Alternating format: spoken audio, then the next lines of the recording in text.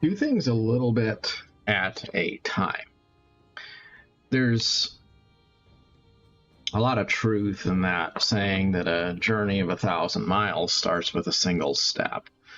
And what I find is if you start thinking about something significant that you want to do, then it becomes overwhelming because there's so many moving parts. And really what you want to do is just distill it down to a few very simple things that you can action right now. For example, I've been thinking about maybe moving somewhere else and switching jobs and things of that nature. And it's just been on my mind. And to be honest, I don't really know exactly what I'm going to do. But what I do know is I want to be ready to move so that if I want to go somewhere else, I can do that with reasonable convenience. And so what I've been doing is just sort of getting myself into the mindset of identifying a few things that I can do here and there to just make my life a little bit more ready for that sort of a change if it comes.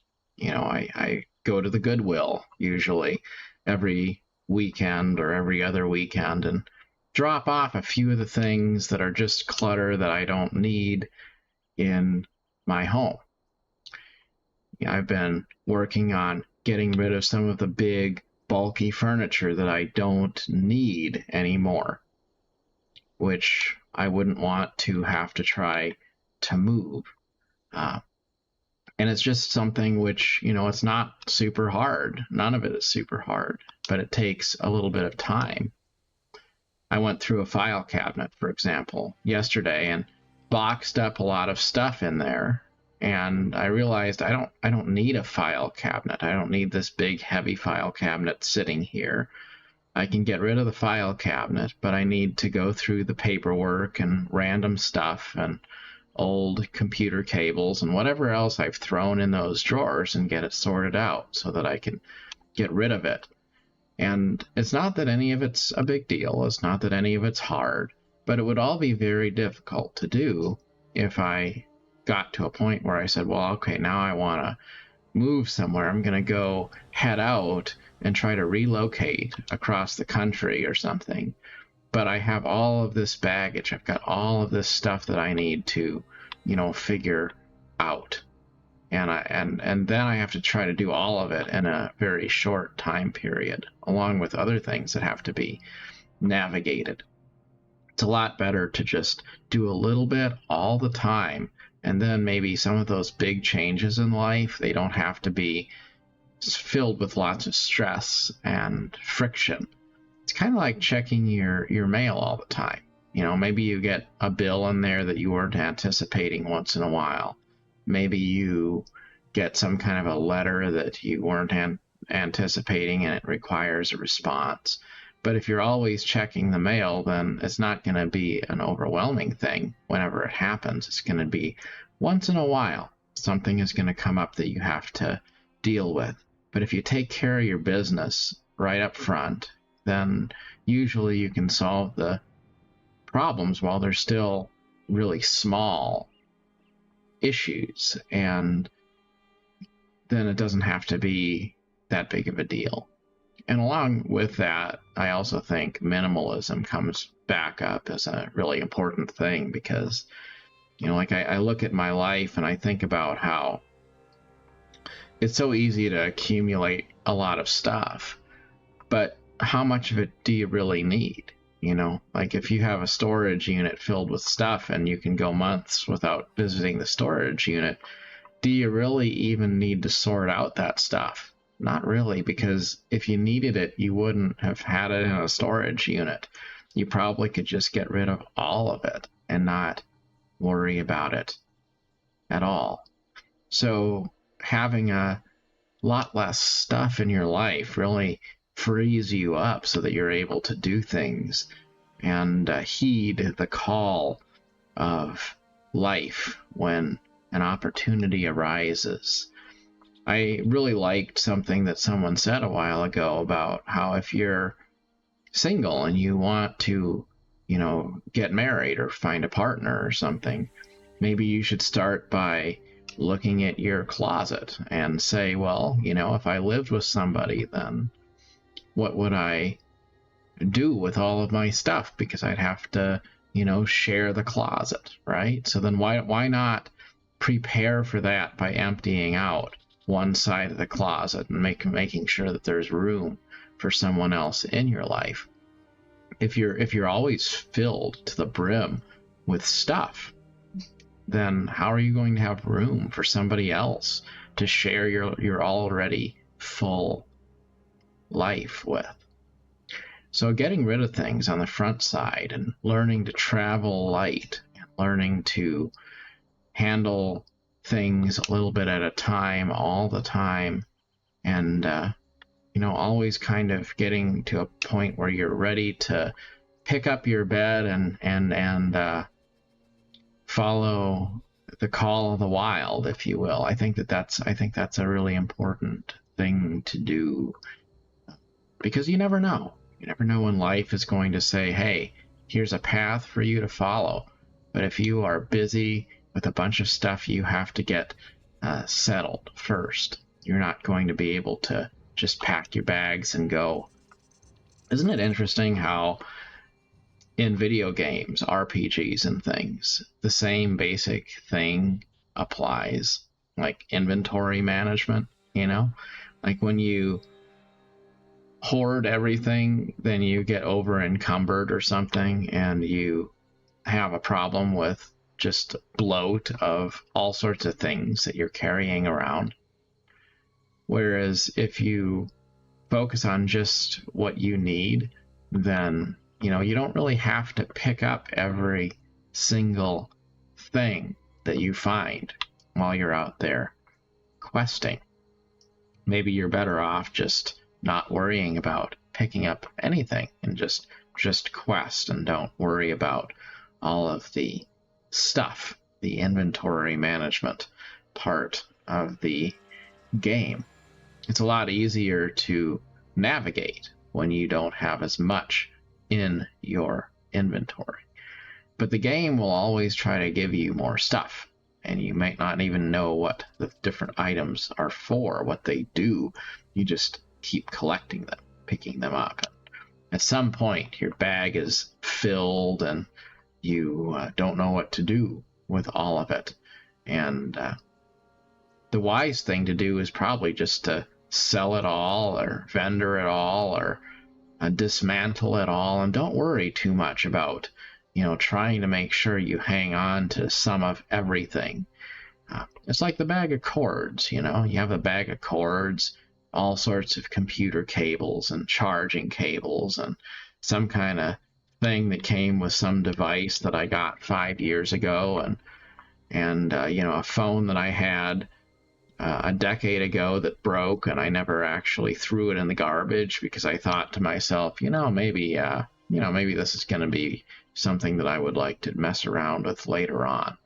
You just get filled up with all of that stuff, and then you realize that you're paying with time and mental energy and maybe even money to keep on storing all kinds of stuff that doesn't really serve any purpose in your life anymore.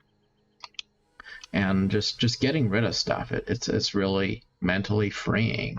Somebody said once that if you have more stuff, it just adds sort of a mental, it's kind of like background processes on a computer.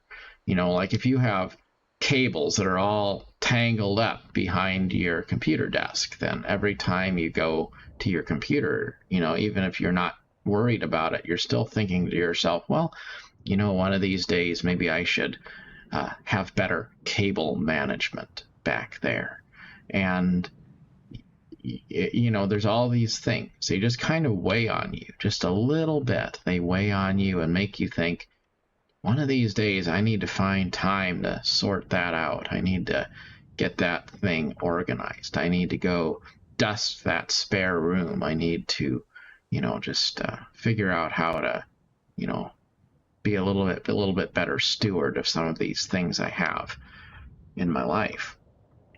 And then after a while, when you just multiply that across a lot of different things in your life, then you just have a sort of a passive fatigue, because there's so many things in your life that make you think, one of these days I need to get around to that, I need to finish that game I didn't finish. I need to,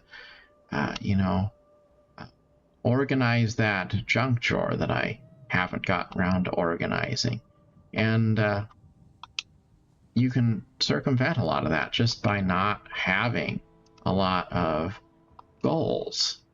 By not having a lot of things, you have fewer goals too, because then you're only focused on a few things, and you can make sure that you're having quality experience with those few things. And it just is less distractions, and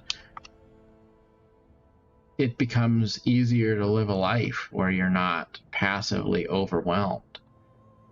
It becomes easier to give things up and to move on when one chapter of your life ends and another one begins. In a way, I guess life is best lived as a nomad, to say, I was naked when I was born, and I'll be naked when I return to the earth. So if it's not mine anyway, then why do I need to keep on gathering so much of it? It's like ownership, think about how you could say, well, I want to have a really nice house with a really nice yard and a really big garden, and I want to have somebody, tend to all of my land and things. And that could be nice. But you know what else you could do? You could go to the park. You could go outside and you can enjoy walking around out there, and you can enjoy a sunny day, and you don't really have to own any of it, because the world is filled with places where we can go to enjoy the experience of living. You don't necessarily have to be the commander of it. You don't necessarily need to have everything in your hands all the time. It's okay to just enjoy things that aren't really yours, that you share with others. And when you realize that you don't necessarily need to do that, you just focus on meeting your needs instead of trying to amass possessions. And I think when we meet our needs instead of worrying about possessing everything, then we can easily live our lives with a lot less. And then when we have a lot less to manage, then we can have a much more immersive and complete experience with everything that remains in our lives. And if you went through your house and you thought, I'm gonna pack up everything that I own and I'm gonna move, then suddenly it becomes apparent, what do you need and what do you not need? What can just go to the Goodwill because it's not worth making that trip to carry it. It's good to look at life, whether you're going through a change or you're just going through the humdrum of everyday life, and figure out how you can travel lighter, how you can have less things that are weighing down your mind with processes that you have to manage and things that you keep on reminding yourself that one day you're going to need to circle back to. And that's one reason why I like the Elder Scrolls Online. It's a game I can play passively, and I can just explore the game world a little bit here and there, and I don't necessarily worry if I ever get around to finishing all of the quests in the game. That's not really what it's about. And then I play other games and I see how they make me feel like I need to, you know, finish something, reach the end game. And that just gets kind of old after a while. It's nice to just be able to say, you know, whether I play this game for another 15 minutes or another 1,500 hours doesn't really matter, because it's not about getting anywhere. It's not about unlocking some sort of an achievement or something. It's just about being present, and I don't need to have anything more in order to feel like it's enough. And those kind of experiences really, I think, help out a lot with making your life feel like it's complete, and making it so that you don't feel like the things you want to do are detracting from the things that you need to do.